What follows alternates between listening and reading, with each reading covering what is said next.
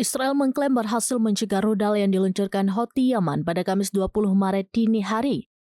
Meski tidak ada korban langsung, serangan sempat memicu kepanikan warga hingga para pejabat.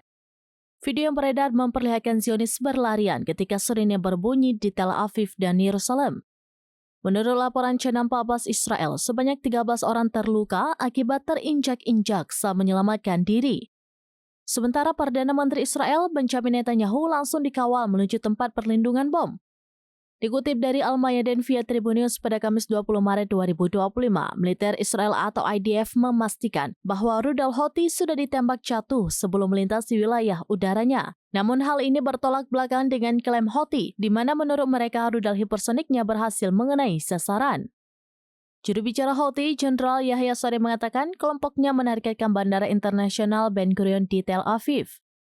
Video yang beredar memperlihatkan situasi tegang di bandara saat para penumpang berkumpul. Namun hingga saat ini belum ada laporan apakah Bandara Ben Gurion terkena rudal seperti yang diklaim Houthi. Adapun serangan ini terjadi saat Houthi dan Amerika Serikat bersitegang buntut operasi di Laut Merah yang menargetkan kapal terkait Israel. Kelompok Yaman berdalih tindakannya merupakan bentuk solidaritas terhadap rakyat Gaza, Palestina. Namun Amerika Serikat justru menganggap tindakan Houthi merupakan bentuk terorisme dan melancarkan serangan skala besar ke Yaman hingga menewaskan 53 warga sipil.